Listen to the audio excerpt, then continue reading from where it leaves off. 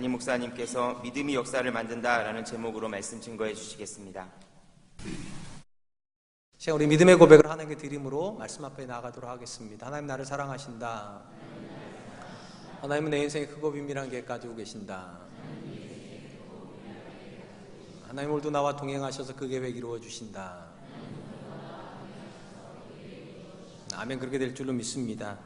우리나라가 배출한 세계적인 위인 중에 가장 대표적인 인물은 아마도 이순신 장군일 것 같습니다. 이순신 장군과 관련된 영화가 2014년에 명량이라고 하는 제목으로 개봉이 되어서 1760만 명의 관객을 동원해서 역대 관객 동원 1위를 차지했고 지금도 그 기록은 깨지고 있지 않다고 합니다. 영화 명량의 배경이 된 것은 이순신 장군이 백의종군을 하고 1597년에 다시 3군 수도 통제사로 복직한 사건이 배경이 됩니다. 이순신 장군이 자리를 비운 5개월 동안 대한민국의 수군들은 다 왜군에게 패하여서 더 이상 바다에서 전쟁할 수 없는 형편에까지 도달하게 됩니다. 이에 당시 임금이었던 선조는 이순신 장군에게 편지를 하여서 바다를 포기하고 육지 전투에 합류하라고 그렇게 명령을 합니다. 이때 이순신 장군이 선조에게 보낸 편지의 내용이 굉장히 유명한 내용입니다. 신에게는 아직 12척의 전함이 있습니다. 비록 판옥선 숫자는 적지만 나아가 죽기를 각오로 싸운다면 왜군이 감히 우리 조선 수군을 업신여기지 못할 것입니다. 이렇게 편지를 보내고 급하게 배 한 척을 더 수리해서 13척의 배를 이끌고 나가서 133척의 왜군의 적성과 전투를 한 것이 우리가 알기도 하고 세계 역사에 길이 남는 명량해전입니다. 당시 이순신 장군은 명량 앞바다에 소용돌이 치는 바다의 물살을 가지고 적의 배를 교란시키는 작전을 쓰기도 하셨고, 도무지 이길 것 같지 않은 전투에 마치 끌려가듯 가는 군인들을 향하여서 죽고자 하면 살고 살고자 하면 죽는다라고 하는 굉장히 유명한 명언을 남긴 전투가 명량해전입니다. 이순신 장군의 이야기를 읽기도 하고 보기도 하면 이런 생각이 듭니다. 시대의 영웅은 하늘에서 내는 거구나. 어떻게 그런 생각을 하시죠? 물살을 가지고 적과 싸울 수 있는 이런 높은 생각은 저 같은 사람은 절대로 못 따를 것 같습니다. 13척의 배를 가지고 133척에 과감하게 가는 용맹함은 범인이 감히 따라갈 수 없는 지점이 있는 것이 틀림이 없습니다. 그래서 존경은 하지만 이순신 장군처럼 내가 살 수 있다? 아무도 그런 생각하지 않습니다. 아마 대부분의 위인전을 읽는 사람들의 마음이 다 대동소이할 것 같습니다. 그들은 하늘에서 낸 사람이지 우리랑 같은 사람은 아니다. 분명히 그렇게 생각을 할 겁니다. 그렇다면 우리가 지난 11주 동안 히브리서 11장에서 만나보았던 그 많은 믿음의 사람들은 어떤 존재들일까요? 혹시 우리랑 전혀 다른 위인전 속에 나오는 그런 인물들일까요? 물론 우리가 보았던 모든 인물들은 다 우리가 상식적으로 생각하는 수준보다 훨씬 뛰어난 순종을 했고, 어떻게 그런 희생까지 감당할 수 있고 어떻게 그런 고난을 이겨낼 수 있을까 싶을 만큼의 굉장한 희생을 치렀던 사람들입니다. 외적인 모습만 보면 분명히 그들은 우리랑 다른 위인전에 있는 그런 모습을 가지고 있는 것이 틀림이 없습니다. 그럼에도 불구하고 히브리서 11장에 강조하는 믿음의 사람들은 우리랑 같은 사람들입니다. 제가 이렇게 말씀드린 이유가 있어요. 히브리서 11장에서 히브리서 저자가 강조하는 것은 그들의 탁월함 아닙니다. 그들의 용맹함도 아닙니다. 그들의 높은 식견도 아닙니다. 오직 강조하는 것은 믿음이란 단어입니다. 무슨 말인가 하면 그들은 탁월해서 그런 역사를 만든 것도 아니고 그들이 위대해서 하나님 그들을 쓰신 것이 아니라 믿음이 그들 안에 있었기 때문에 하나님 그들을 쓰셨다는 것입니다. 그리고 믿음이 결국 그들을 그런 사람이 되게끔 만드는 근본적인 동력이 되었다는 것입니다. 야고보서에 보면 야고보 사도가 서신을 받고 있는 수신자들에게 격려를 하는 목적에서 한 사람의 믿음의 사람을 언급하는 모습이 나옵니다. 엘리야입니다. 엘리야의 기도를 얘기해 주면서 야고보 사도가 뭐라고 소개하는가? 엘리야는 우리와 성정이 같은 사람이로되. 참 충격적인 말입니다.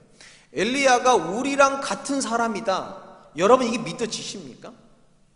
우리가 아는 엘리야가 어떤 사람입니까? 기도를 했더니 3년 6개월 동안 비가 안 내린 사람입니다. 기도를 했더니 죽었던 과부의 아들이 살아난 사람이고, 기도로의 능력을 가지고 850대 1의 영적인 전투를 승리한 사람이며, 심지어 죽음을 보지 않고 천국에 들어간 구약의 두 번째 인물이기도 합니다. 근데 이런 인물이 야고보가 뭐라고 말하는가? 우리랑 성정이 같은 사람이다. 야고보의 생각 이런 것입니다. 엘리야가 탁월하다고 우리랑 다른 사람은 아니라는 겁니다. 차이가 있다면 엘리야는 믿음의 사람인 거고 우리는 아직 그 믿음이 안 들어와 있다는 차이뿐이지 사람이 다른 것은 아니다. 그런 점에서 성경의 이야기는 절대로 위인전은 아닙니다. 믿음의 이야기입니다. 하나님께서 믿음을 가지고 사람을 어떻게 빚으시는지, 그리고 그 믿음이 그를 얼마나 탁월한 사람으로 만들어내는지에 대한 기록이지, 우리 같은 사람은 절대로 못 따라가는 그들의 이야기는 아닙니다. 오늘 우리가 살펴보게 될 히브리서의 말씀은 가나안 정착 이후에 있었던 믿음의 사람들이 보여주었던 공통적인 요소를 모아서 설명해주는 그런 내용입니다. 오늘과 다음 주가 그 내용이 될 것입니다. 먼저 가나안 정착 이후에 있었던 사람들을 히브리서 저자가 이렇게 소개합니다. 히브리서 11장 32절. 내가 무슨 말을 더하리요? 기드온, 바락, 삼손, 입다, 다윗 및 사무엘과 선지자들의 일을 말하려면 내게 시간이 부족하리로다. 믿음으로 가인보다 나은 예배를 드렸던 아벨의 이야기로부터 시작을 하여 지난 시간에 라합의 이야기까지 이를 때까지 굉장히 긴 분량을 가지고서 각각의 믿음을 설명을 했습니다. 그리고 이제 가나안 정착 이후에 대한 설명을 하면서 6사람을 언급하는데 기드온, 바락, 삼손, 입다, 그리고 다윗과 사무엘을 언급을 합니다. 이 6사람 특징이 있습니다. 기드온, 바락, 삼손, 입다는 가나안 정착 이후에 바로 있었던 사사시대를 대표하는 사람들이고, 다윗과 사무엘은 그 사사시대 다음에 나오는 왕정시대와 선지자시대를 대변하는 사람들입니다. 그러면서 뭐라고 말하는가? 내게 시간이 없다는 겁니다. 이 많은 사람을 다 언급하려면 너무 많은 시간이 필요하다는 거예요. 왜냐하면 각 사람마다 믿음의 특징이 다 있거든요. 각 사람을 언급하다 보면 이 분량이 한도 없이 늘어나니까 다 언급은 못한다고. 그런데 뭐라고 말하는가? 내가 무슨 말을 더하리요? 이게 무슨 말인가 하면 결국 다 똑같은 얘기라는 겁니다. 에녹에게서도 강조되는 것은 믿음이었고, 모세에게 강조되는 것도 믿음이었고, 아브라함에게 강조되는 것도 믿음이었고, 라합에게 강조되는 것도 믿음이었다면 이후에 아무리 많은 사람이 와도 똑같다는 겁니다. 모든 것은 다 믿음이 만든 역사이고 믿음 안에서 하나님께서 행하신 그분의 사역이라는 것입니다. 그러니까 굳이 다 말하지 않아도 답은 하나입니다. 믿음이 역사를 만듭니다. 믿음이 사람을 새롭게 만든다는 것입니다. 근데 여기서 우리가 주목하기를 원하는 것은 이 히브리 기자가 언급하고 있는 특별히 사사시대 4사람입니다. 기드온, 바락, 삼손, 입다. 이 4사람은 이 성경 바로 이전에 아벨부터 시작해서 라합까지 언급했던 사람들하고는 확실히 구별이 됩니다. 이 이전 사람들은요, 우리 관점에서는 완벽에 가까운 사람들입니다. 물론 하나님께는 흠이 있을지 몰라도 아벨이나 에녹이나 모세나 다윗이나 다윗은 이인물이고 아브람까지만 봐도 탁월한 사람들이에요. 근데 상대적으로 여기서 언급하고 있는 기드온, 바락, 삼손, 입다는 흠이 굉장히 많은 사람들입니다. 좀 더 우리 살펴보겠는데 이런 생각이 들어요. 어떻게 이런 사람들이 에녹과 같은 반열에 설 수 있는가? 어떻게 이런 사람들이 아브라함과 똑같은 믿음의 사람이라고 평가를 받을 수 있는가? 의문을 가지게 합니다. 이 4사람에 대해서는 그래서 좀 살펴볼 필요가 있겠죠. 일단 이 4사람에 대한 기록에서 가장 먼저 눈에 띄는 것은 기록의 순서입니다. 지금까지 히브리서 저자는요, 시간적 순서를 따라서 기록을 했습니다. 근데 특이하게 이 본문에 와서만큼은 시간을 엉켜 놓았습니다. 기록이 기드온, 바락, 삼손, 입다 이렇게 되어 있지만 정확하게 시간적 순서로 따지면 바락, 기드온, 입다, 삼손 이렇게 가야 됩니다. 근데 왜 시간을 틀어놓았을까? 의도를 가지고 있기 때문입니다. 뭔가 특별한 의도를 가지고서 지금 이 히브리 기자가 시간을 틀어가지고 사람들을 언급을 합니다. 제가 생각할 때에는 앞에 나오는 2사람이 한 단락이고 뒤에 나오는 2사람이 또 한 단락입니다. 앞에 먼저 나온 사람이 기드온과 바락인데 왜 2사람을 묶었는가? 이 2사람은 둘 다 두려움으로 묶이는 사람입니다. 우리가 잘 아는 것처럼 기드온이 13만 5천의 미디안 대군과 싸워야 된다고 부름받았을 때 그는 선뜻 못 나눴습니다. 어떻게 합니까? 양털을 가지고 2번이나 실험을 해요. 하나님께서 나와 함께 가실 거면 양털에만 이슬이 있게 하시고 바깥에 이슬이 없게 해주시고, 이번에는 바깥은 이슬이 없고 양털에만, 똑같은 말 했네 제가 지금. 어쨌든 양털을 가지고 2번을 실험하고 나서야 그제서야 하나님께 나가요. 두려운 사람입니다. 두려움 있는 사람이에요. 그 다음에 나오는 바락은 우리가 잘 아는 것처럼 하나님께서 여자 선지자인 드보라를 통해 가지고 이제 바락을 뽑아내십니다. 싸워야 될 대상으로 암몬이랑 싸울 대상 뽑는데, 이 사사 시대에 여자 사사가 한 명이 있죠. 그게 방금 말씀드린 드보라입니다. 엄밀히 말하면 드보라는 사사가 아니라 선지자였습니다. 여자 선지자였는데 드보라가 사사가 된 이유가 있어요. 바락이 혼자서는 안 나가기다 바락바락 버티거든요. 하나님께서 싸우라고 말을 하는데 이 바락이 뭐라고 말하는가? 이 드보라가 같이 안 가면, 여자가 같이 안 가면 자기가 못 나가게 했다고. 그래가지고 드보라가 나가는 바람에 드보라가 여자 사사가 돼버린 겁니다. 그러니까 기드온도 그렇고 바락도 그렇고 인간적으로 따지면 두려움 때문에 아무것도 못했던 그런 인물입니다. 그 다음에 나오는 두 번째 인물 삼손과 입다도 공통점이 있습니다. 둘 다 야망에 붙잡혀 있고 욕정에 붙잡혀 있는 사람입니다. 삼손은 이스라엘의 사사로 활동을 해야 되는데 욕정에 붙잡혀가지고 드릴라에게 포로가 돼버립니다. 눈이 뽑혀버리죠. 그 다음에 나오는 입다도 마찬가지입니다. 그가 이스라엘의 사사가 되었을 때 그는 이스라엘 사사에 관심이 있지 않았습니다. 뭐에 관심이 있었는가? 출세에 관심이 있었습니다. 내가 너희들의 머리가 되겠느냐? 머리가 되려고 전쟁으로 나간 사람입니다. 그러니까 굉장히 우리에게 친근해요. 삼손은 욕정 덩어리, 입다는 출세 덩어리. 지금 4명을 말씀을 드렸는데 이 4명이 다 우리랑 성격이 진짜로 비슷합니다. 겁에 쩔어가지고 못 싸우는 사람들이고 욕정에 붙잡혀가지고 다른 일을 못하는 그런 사람들입니다. 그런데 어떻게 하나님께서 이렇게 흠이 많은 사람들을 에녹의 반열에, 모세의 반열에, 아브라함의 반열에 올려놓을 수 있냐는 거죠. 그리고 이것이 주는 메시지가 뭐냐는 거죠. 저는 이 메시지가 너무 좋습니다. 인간적으로 생각을 해보면 삼손이나 기드온, 바락이나 입다 이런 사람들은 하나님의 역사가 아니라 세상의 역사 안에 있어야 될 사람들입니다. 영웅호골 뭐 이런 사람들 있지 않습니까? 술 좋아하고 여자 좋아하고, 그런데 용기는 있어가지고 세상의 역사를 펴는 이런 사람들이어야 될 것 같은데 어떻게 이런 사람들이 하나님께 쓰임받는 사람으로 올라갈 수 있는가? 여기서 주는 가장 강력한 도전은 이것입니다. 하나님은 탁월한 사람만 가지고 일하지 않으신다는 겁니다. 만약 탁월함이나 또는 높은 도덕성만을 가지고 사역을 하셨다면 삼손 같은 사람은 절대로 쓰시면 안 되죠. 어떻게 여자 뒷공문이나 쫓아다니던 사람이 쓰임받을 수 있냐고요. 근데 놀랍게도 하나님이 그런 사람도 쓰세요. 출세욕에 쩔어있는 사람도 하나님께서 쓰세요. 겁이 많아가지고 하나님을 2번이나 실험하는 사람도 쓰세요. 겁이 많아가지고 여자가 같이 가져야지만 따라가는 사람도 쓰세요. 무슨 메시지인가? 하나님께 쓰임 못 받을 사람은 없다는 겁니다. 믿음이 들어가면 겁장이가 담대해집니다. 믿음이 들어가면 욕망이 사라집니다. 믿음이 들어가면 출세가 사라집니다. 그게 성경의 이야기라는 거예요. 우리는 종종 우리 자녀들 보면서 낙심을 합니다.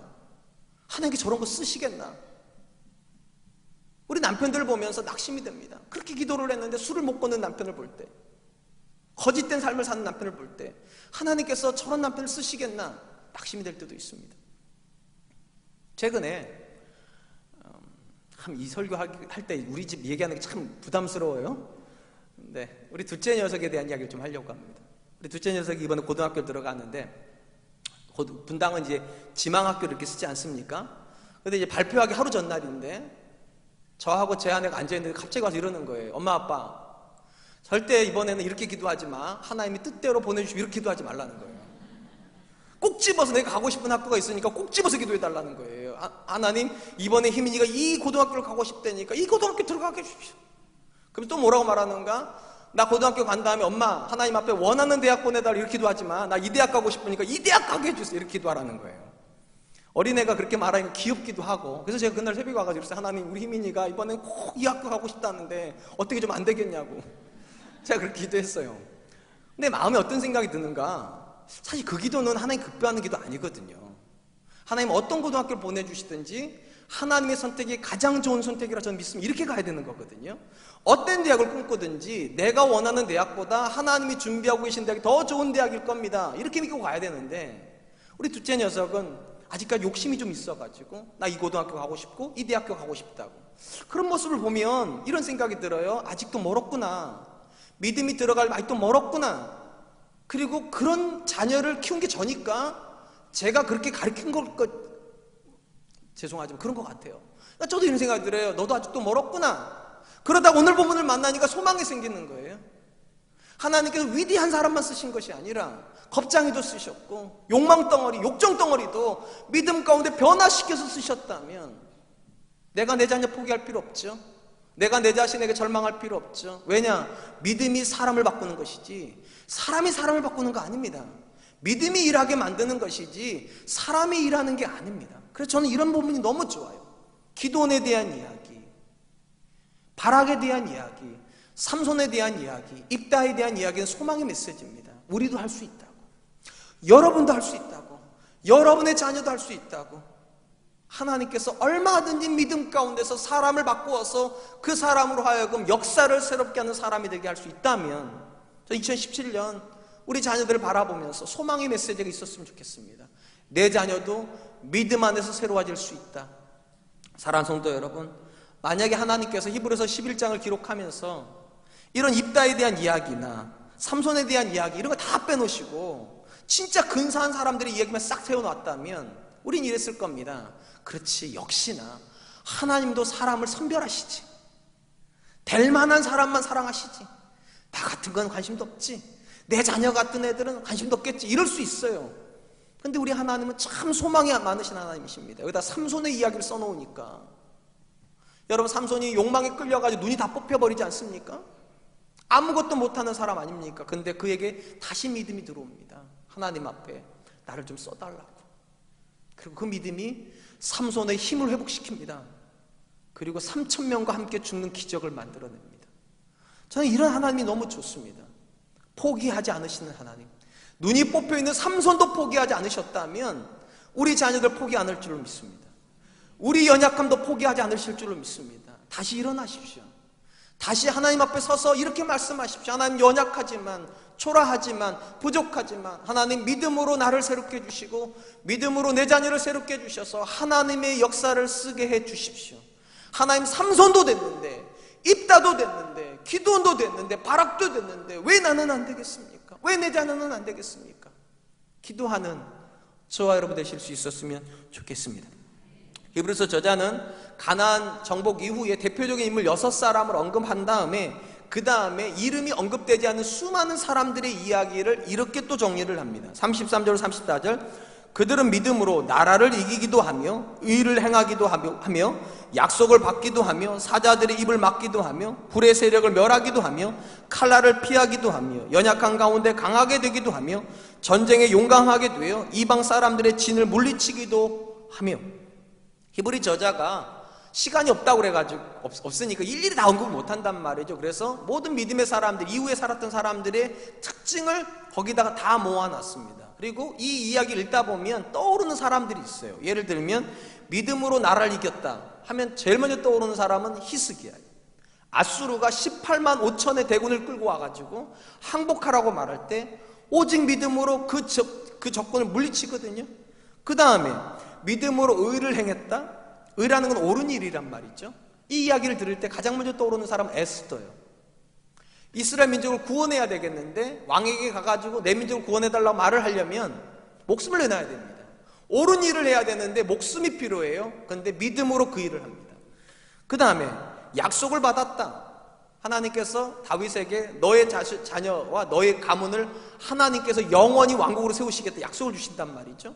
이 약속을 받고 나서부터 다윗은 흔들리지 않습니다. 또 그 다음에 여기 보니까 사자 입을 막았다. 다니엘이요. 불의 세력을 이겼다. 새 친구요. 그러니까 어떤 사건을 가지고 누구를 설명하지 않지만 그 사건을 들으면 떠오르는 인물들이 있어요. 이러구나 이러구나.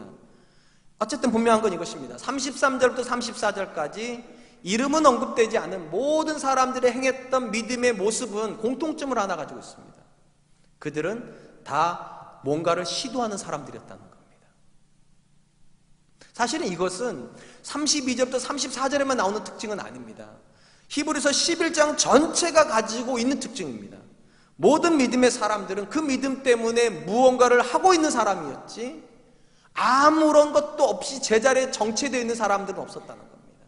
누군가는 그 믿음 때문에 전쟁을 시도했고, 누군가는 그 믿음 때문에 옳다는 일에 목숨을 기꺼이 내드렸고, 누군가는 사자굴에도 뛰어들었고, 누군가는 풀무불에도 믿음으로 뛰어들었다고. 그게 믿음이 하는 역사라는 것입니다. 성경의 기록 중에, 특별히 전쟁에 대한 기록 중에서 가장 많은 전쟁 기록을 가지고 있는 사람은 의심이 여지없이 다윗입니다. 그럼 여러분, 다윗이 왜 그렇게 많은 전쟁을 했을까요? 혹시 자기 자신에 대한 굉장한 신뢰가 있었기 때문일까요? 아니면 자기를 따르는 용맹한 부하들을 믿고 그 많은 전쟁을 했을까요? 근데 다윗이 기록한 전쟁에 대한 기록에서 가장 눈에 띄는 것은 그가 시편에서 전쟁할 수밖에 없었던 이유를 기록하는 내용입니다.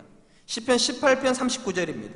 주께서 나를 전쟁하게 하려고 능력으로 내게 띠띠우사 일어나 나를 치는 자들이 내게 굴복하게 하셨나이다. 다윗이 그 많은 전쟁을 할 수 있었던 이유가 무엇인가? 주께서 나로 능력으로 띠띠우셨답니다. 그러니까 다윗이 생각하고 있는 하나님 어떤 하나님이신가? 능력을 부여하시는 분이라는 겁니다. 그리고 그 능력을 주셨기 때문에 다윗이 어떻게 일어났다는 겁니다. 일어났다고. 그리고 적진을 향해서 뛰어갈 수밖에 없었다고. 그러니까 자기를 신뢰한 것도 아니고 따르는 군사가 용맹했기 때문도 아닙니다. 하나님께서 능력을 주셨기 때문에 그가 일어날 수밖에 없었다고. 그러니까 성경이 말하는 믿음은 명사형일 수가 없습니다. 성경이 말하는 믿음은 동사고 능동태입니다. 하나님의 믿음이 나를 감당하게 하시는 거죠. 내 힘으로 하는 게 아닙니다. 개신교 선교 역사에서 선교의 아버지라고 하는 별명을 가지고 있는 인물이 하나가 있습니다. 윌리엄 캐리라고 하는 선교사님이십니다. 인도에서 40년간 선교를 하셨던 분이시죠. 이분이 영국 분이십니다. 이분이 선교사로 부름받기 전에는 구두 수송공으로 사셨습니다. 많은 분들이 구두 수송공이라니까 굉장히 어렵게 사셨을 거라 생각을 하는데 아닙니다. 여러분, 그 당시 윌리엄 캐리가 인도를 가기 전까지만 해도 직업이 아직 세분화되지 않았던 시절이란 말이죠. 그리고 세분화되지 않았기 때문에 전문직의 숫자가 극히 제한적이었을 겁니다. 그 관점에서 보면 구두 수송공은 전문직입니다. 생활이 굉장히 안정성을 보장받는 직업이었다는 얘기입니다. 그런데 그가 선교에 대한 부름을 받자 그 안정적인 직업을 포기하고 선교를 나갔습니다. 그때 그 주변에 있는 사람들이 다 반대를 했답니다. 왜냐하면 이런 식으로요. 네가 왜 가냐고. 하나님께서 인도 사람을 선교하고 싶으시면 인도 사람을 보내실 거라고. 하나님의 선교니까. 말 되잖아요. 하나님이 인도 사람을 구원하려고 인도 사람을 보낼 건데 왜 네가 영국 사람이 가냐고. 그때 윌리엄 캐리가 하나님께서 그 일을 기뻐하신다고. 그가 마지막으로 이제 노팅햄이라고 하는 자기 고향에 가가지고 설교를 하고 인도를 가게 됩니다. 그 노팅햄에 있었던 설교가 선교 역사에서 가장 위대한 선교 명령으로 나옵니다. 이렇게 설교를 했거든요. 하나님으로부터 위대한 일을 기대하십시오. 하나님을 위하여 위대한 일을 시도하십시오. 참 멋있어요. 하나님으로부터 위대한 일을 기대하십시오. 하나님을 위하여 위대한 시도를 하십시오. 이 히브리서 11장에 나오는 모든 사람들이 했던 시도는 다 핵심 하나입니다. 하나님께서 기대하시는, 하나님께서 뭔가를 기대하시는 게 있다고 믿었기 때문에 하나님을 위해서 뭔가를 시도한 사람들입니다. 사랑하는 성도 여러분, 저와 여러분들에게 믿음은 어떤 의미를 가지고 있습니까? 굉장히 안타깝게도 대부분의 사람들에게 믿음이 어느 영역에만 국한되어 있는 줄 아십니까? 평안이요. 그래서 우리가 한 대부분에게 들었죠. 오늘도 평안히. 내 자녀가 오늘도 평안히 집에 학교 갔다가 집으로 돌아오기를. 우리 남편이 평안히 직장 갔다가 돌아오기를. 오늘도 아무 일도 없기를. 이게 나쁘다는 얘기는 아닙니다. 그런데 성경이 말하는 믿음은 절대로 평안 그 자체는 아닙니다. 오히려 성경이 말하는 믿음, 평안은 전쟁을 통해서 얻는 평안입니다. 내가 믿음으로 도전을 했을 때 그곳에서 하나님께서 나로 이기게 하시더라. 그 평안이지 우리가 생각하는 것처럼 아무 일도 일어나지 않는 평안은 성경이 말하는 평안이 아니에요. 근데 언제부턴가 우리는 믿음 안에서 평안만을 꿈꿉니다. 아무 일도 안 일어나기를. 그러다 보니까 평안하기 위해서 어떤 일을 한 줄 아세요? 위험한 일은 절대로 안 합니다. 무모한 일은 절대로 안 합니다. 이전에 익숙했던 것 안 합니다. 심지어 교회 봉사도 내가 할 수 있다고 생각되는 것만 합니다. 도전을 안 해요. 근데 성경이 말하는 모든 믿음의 사람들은 그들이 감당할 수 없는 도전을 한 사람들입니다. 오직 이유는 딱 하나, 하나님께서 부르셨다는 확신 때문이에요. 하나님 능력 주신다는 확신 때문이에요. 사랑하는 성도 여러분, 여러분 자신을 한번 물어보시기 바랍니다. 여러분들에게 믿음은 도전입니까? 그 믿음 때문에 무언가를 시도하십니까? 아니면 그런 건 다 빼놓고 그냥 평안하기만을 원하십니까? 이 시대 성도들이 평안만을 꿈꾸니까 어떤 일이 벌어지기 시작했는가? 간증이 없습니다. 내 삶에서 하나님께 어떻게 일하셨다는 간증이 없어요. 당연히 없지요. 평안만 꿈꾸는데 어떻게 간증이 나오겠어요? 간증은 도전하는 사람의 몫입니다. 감당할 수 없는 싸움을 도전을 할 때, 도무지 이전에 내가 해본 적이 없는 일을 오직 믿음으로 도전해 볼 때, 그때 나오는 게 간증이에요. 그리고 이렇게 말하는 거예요. 하나님이 여기까지도 오셨다고. 나의 나 된 것은 하나님의 은혜로 된 것이라고. 저는 우리 사랑과 은혜교회 성도님들 안에 윌리엄 캐리가 했던 그 고백이 있었으면 좋겠습니다. 하나님을 향하여서 하나님 때문에 위대한 일을 기대하십시오. 그리고 하나님을 위하여 위대한 시도를 하십시오. 제가 이렇게 설교를 하지만 마음 또 한편에 또 걱정되는 것이 있습니다. 제가 이렇게 설교를 하면 위대한 것을 자꾸만 성공이랑 영광을 시키려고 합니다. 위대한 일을 하려면 성공을 해야 되나 보다. 부자 돼야 되나 보다. 대단한 일을 해야 되나 보다. 그런 뜻이 아닙니다. 여러분, 만약에 위대한 시도, 위대한 도전이 성공을 뜻한다면 우리 여자분들 설거지 하는데 뭘 그렇게 위대할까요? 집안 청소로 뭐 그게 위대할까 그게요? 그래서 이 설교를 잘못 들으면 남편한테 가가지고 나도 이제부터 밖에 나가서 일해야 되겠다고 그럴까봐 두렵습니다.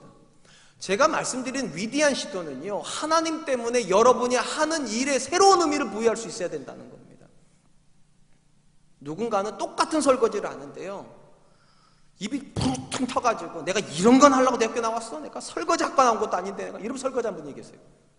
근데 또 누군가는 하나님 감사합니다. 나에게 가족을 주시고 내 가족이 먹은 내가 반찬을 내가 이렇게 닦을 수 있어서 얼마나 감사한지. 쓰레기 버리러 나가면서 하나님 버릴 쓰레기가 있어서 너무 감사합니다. 먹었으니까 버릴 수 있잖아요. 못 먹었다 버릴 게 어디 있어요? 그러니까 자기 삶을 감사함으로 자기 모든 삶을 하나님이 주시는 의미로 채울 때 그게 위대한 것이지, 다윗처럼 왕이 되고 요셉처럼 총리가 되고 다니엘처럼 이방 나라의 총리, 그런 꿈을 꾸는 게 아닙니다. 물론 그런 것도 있을 수 있어요. 근본적인 관점은 하나님께서 내 삶에서 일하고 계시다는 이 위대한 생각의 전환이요, 내 초라한 일 속에서도 하나님은 일하고 계시다는 이 분명한 생각의 전환이요, 거기로부터 시작을 해서 감사가 시작될 때 위대한 역사는 출발이 되는 것이죠. 제가 이렇게 말씀드린 이유가 있어요. 이 역사라고 하는 관점에서 구약 성경적 역사와 신약 성경적 역사는 좀 다르기 때문입니다. 특별히 데살로니가 교회에 보내는 바울의 편지에 보면 굉장히 의미 있는 기록이 하나가 나옵니다. 이런 내용이죠. 데살로니가전서 1장 3절, 너희의 믿음의 역사와 사랑의 수고와 우리 주 예수 그리스도에 대한 소망의 인내를 우리 하나님 아버지 앞에서 끊임없이 기억함이니. 우리가 잘 아는 것처럼 고린도전서 13장은 사랑장입니다. 그 사랑장의 맨 끝에 보면 영원한 세 가지에 대한 이야기가 나오죠. 믿음, 소망, 사랑, 이 세 가지는 항상 있을 것인데, 쉽게 말하면 기독교에서 가장 중요한 가치가 세 단어입니다. 믿음, 소망, 사랑입니다. 그리고 믿음, 소망, 사랑이 중요한 이유는 믿음, 소망, 사랑이 맺는 열매 때문입니다. 어떤 열매를 맺는가? 믿음은 역사라는 열매를 맺고, 사랑은 수고라는 열매를 맺고, 소망은 인내라는 열매를 맺습니다. 그리고 누군가가 인내하고 있으면 그 사람 안에 소망이 있는 겁니다. 누군가가 수고하고 있으면 그 사람 안에 사랑이 있는 겁니다. 누군가가 역사를 일으키고 있으면 그 사람 안에 믿음이 있는 겁니다. 바울이 그렇게 쓰는 거예요. 근데 여기서 오해를 불러일으키는 한 단어가 있습니다. 역사라는 단어입니다. 믿음의 역사. 이게 왜 오해를 불러일으키는가 하면, 구약의 전통에 익숙한 저와 여러분들에게는 역사를 하면 히스토리라는 단어가 먼저 떠오릅니다. 그죠? 믿음의 역사하면 믿음이 히스토리를 만드는구나 이렇게 생각을 하는데, 맞아요. 구약의 모든 역사는 히스토리입니다. 쉽게 말을 하면 이정표죠. 모세가 있고 나서 이스라엘은 출애굽이라는 역사를 만듭니다. 그죠? 다윗이 있고 나서부터 통일왕국이 이스라엘이 엄청난 큰 나라로 성장하게 됩니다. 이정표적 사건으로 역사가 있습니다. 그런데 이 본문에 데살로니가전서 1장 3절에 나오는 본문에 나오는 역사는 히스토리가 아닙니다. 워크입니다. 제가 발음이 안 좋아요. 알바람하고 엘바름이 구분이 안 되는데 이 단어는 워크입니다. 알바름입니다. 일이요, 일. 행위요. 쉽게 말하면 믿음이 사람으로 하면 일을 하게 만든다는 겁니다. 믿음이 사람으로 하면 어떤 행동을 하게 만든다는 거예요. 그러니까 성경이 말하는 역사는 두 가지입니다. 히스토리로서 역사가 있습니다. 우리 중에는 분명히 그 사람 전후를 완전히 가르는 역사를 만든 사람들이 있습니다. 히스토리를 만든 사람이죠. 제가 꿈꾸는 건 우리 사랑과 은혜교회가 이 히스토리를 만드는 교회이길 원하는 겁니다. 상처가 있는 교회도 훨씬 건강해질 수 있다. 히스토리를 만들자. 이전에 없었던, 역사에 없었던 그런 교회 만들자. 하나님 그렇게 해주실 거다. 이게 히스토리라면 우리 중에는 전과 후를 가를 만한 대단한 믿음을 못 가지는 사람도 있을 수 있습니다. 그런데 그 사람이 가질 수 있는 믿음이 있습니다. 의미로운 변화요. 예수님 믿기 때문에 내가 오늘 하는 행동이 달라지고, 예수님 믿기 때문에 내가 오늘 하는 일이 달라질 때, 그것도 믿음입니다. 중요한 건 이거예요. 워크가 없는데 히스토리는 절대로 안 나온다는 겁니다. 오늘 내가 믿음 안에서 어떤 행동을 결정하지 않았는데 히스토리가 만들어질 일이 없어요. 한번 잘 생각해 보세요. 여러분들 안에 좋은 아빠가 되지 않았는데 좋은 자녀 나올 수 있습니까? 못 나옵니다. 좋은 자녀가 안 나오면 좋은 가정은 없다는 이야기입니다. 좋은 가정이 없으면 좋은 교회도 없습니다. 좋은 교회가 없으면 좋은 사회도 없습니다. 좋은 사회가 없으면 좋은 국가도 없습니다. 그러니까 국가적인 역사를 만드는 히스토리라면, 히스토리의 출발은 우리 가정에서 내가 내 자녀를 대하고 내가 내 남편과 내 아내를 대하는 워크로부터 출발해야 됩니다. 그래서 결국은 똑같은 역사입니다. 워크로서 역사나 히스토리로서 역사는 결국은 같습니다. 내가 변하지 않으면 아무 일도 안 일어납니다. 그런 관점에서 믿음은 지식과 깊은 관련을 맺고 있는 것이 아니라 사실은 삶과 직접적인 관련을 맺습니다. 이 말을 오해하지 마세요. 지식이 없는 믿음은 없어요. 사실 엄밀히 말하면 바른 믿음을 가지려면 바른 지식을 가져야 됩니다. 그러나 지식이 믿음의 전부는 아니라는 말입니다. 이 지식이 반드시 삶의 열매를 맺어야 그게 진짜입니다. 우리가 잘 아는 것처럼 신약 성경에서 믿음의 정의를 가장 탁월하게 내려준 사람은 바울입니다. 오직 의인은 믿음으로 말미암아 산다. 이신칭의에 대한 모든 교리를 바울이 정리했다고 보시면 됩니다. 바울이 가지고 있었던 믿음은 분명해요. 하나님께서 창세전에 그분의 백성을 선택하셨다는 겁니다. 그리고 그 백성을 위해서 이 땅에 메시아를 보낼 계획을 가지고 구약의 역사를 쓰셨고, 신약의 때 비로소 예수님이 이 땅에 메시아로 오셔서 십자가의 죽음으로 그를 믿는 모든 자가 구원을 얻는다. 이게 바울이 생각한 복음의 전부입니다. 그런데 바울은 절대로 이 지식을 머리로 받아들였다고 그를 믿음의 사람이라 생각하지 않습니다. 그 지식이 가슴으로 내려와서 삶으로 파급이 될 때, 이게 믿음입니다. 제가 이렇게 말씀드린 이유가 있어요. 바울의 서신은 정확하게 전반부와 후반부로 나뉘거든요.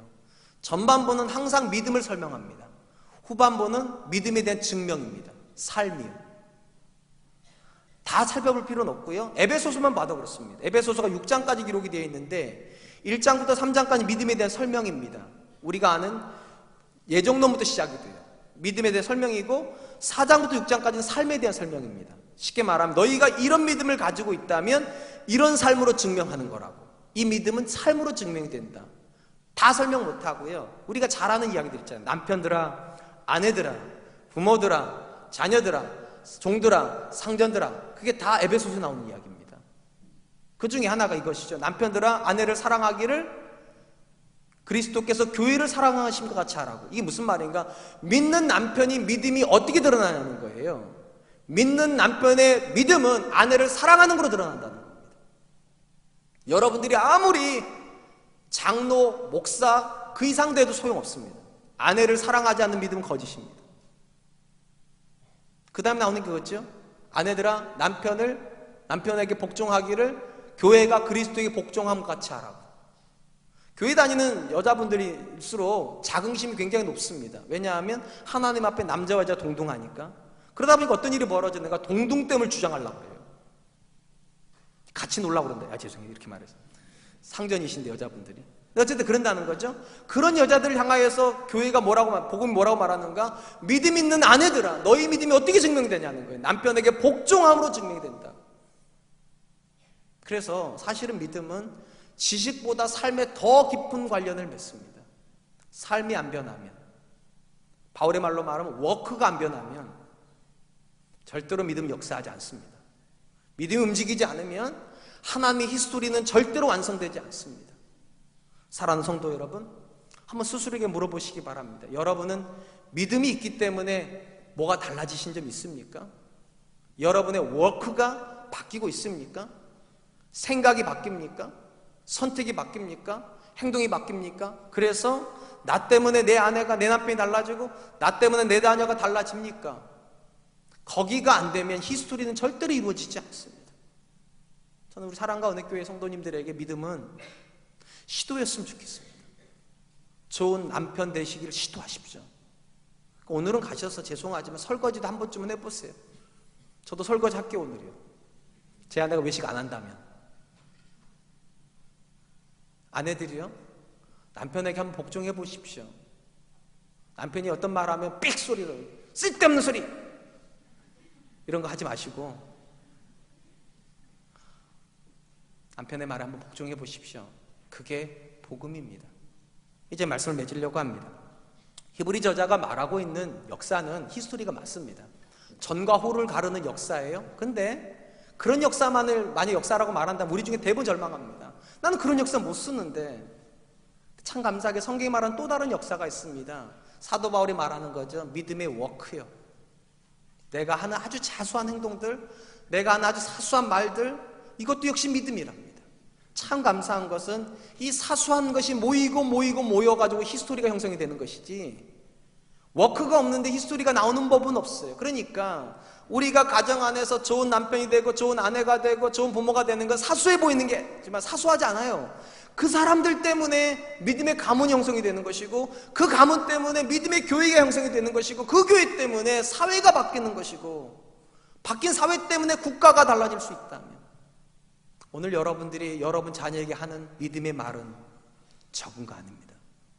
오늘 우리가 믿음 때문에 아내에게 하는 행동의 변화는 적은 거 아닙니다.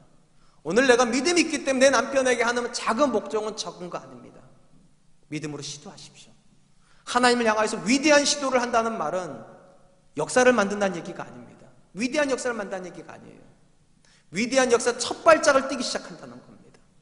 내가 이렇게 했을 때 내 자녀가 달라질 걸 기대하는 것이고, 내가 변화되었을 때 우리 가정이 변화될 걸 기대하는 것이고, 그래서 교회가 새로워지기를.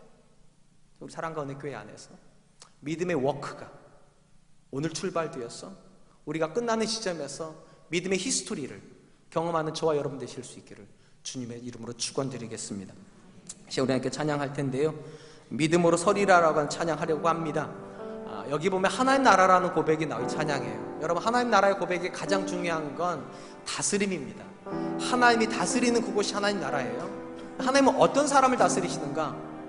믿음으로 순종하는 사람이에요. 믿음 가운데 워크가 변화되는 사람을 통하여서 그분의 다스림이 가정에 임합니다. 그리고 그 가정이 다스림을 받으면 그 가정 때문에 교회가 하나님 다스림으로 들어갑니다. 자, 그러면서 하나님, 내가 믿음 안에서 작은 변화부터 시도하는 사람 되게 해주십시오. 내 삶에도 하나님의 나라가 임하게 하여 주십시오. 우리 같이 한번 찬양하겠습니다.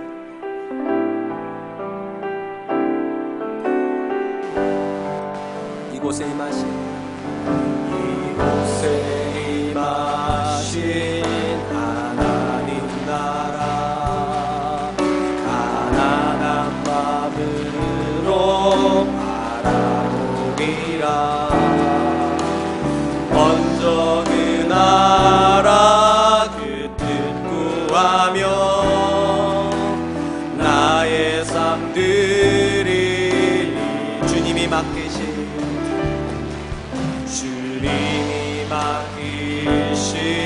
하나님 나라, 믿음의 눈으로 바라보리라.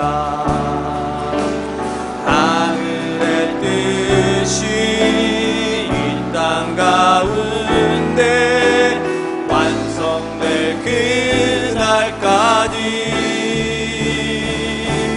믿음 다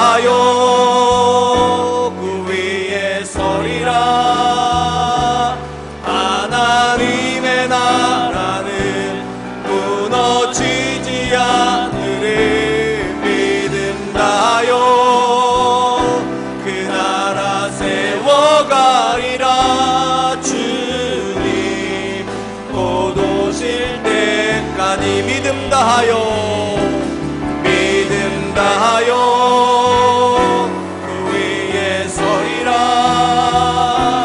하나님의 나라는 무너지지 않으리. 믿음 다하여 그 나라 세워가리라. 주님 곧 오실 때까지. 오늘 말씀을 기억하시며 같이 기도했으면 좋겠습니다. 성경의 역사는 위대한 사람들이 쓴 위인전이 아닙니다. 삼손과 같이 욕망에 붙잡혀 있었고 입다와 같이 출세에 붙잡혀 있던 사람들이 믿음 안에서 변화가 되어 그들의 작은 삶이 하나님께 드려졌을 때 하나님 그 삶을 통하여서 역사를 만드셨던 하나님의 이야기입니다. 중요한 것은 히스토리가 아니라 사실은 워크입니다. 하나님 앞에서 내 삶에 변화가 없는, 워크가 없는 히스토리는 없기 때문입니다. 이 시간 하나님께 기도했으면 좋겠습니다. 하나님, 우리가 위대한 역사를 만드는 사람은 아닐지라도 하나님 내 삶에서 작은 변화를 통하여서 내 가정을 새롭게 하고 우리 가정을 통해 우리 교회를 새롭게 하여 하나님 나라를 위해서 쓰임받는 그런 사람들에게 하여 주시옵소서. 하나님 나라가 절대로 무너지지 않는다고 하셨사오니 믿음 안에서 내 삶도 변화되어서 하나님 나라를 이루는 귀한 하나님의 도구로 쓰임받을 수 있도록 우리 한번 같이 기도하도록 하겠습니다. 기도하겠습니다.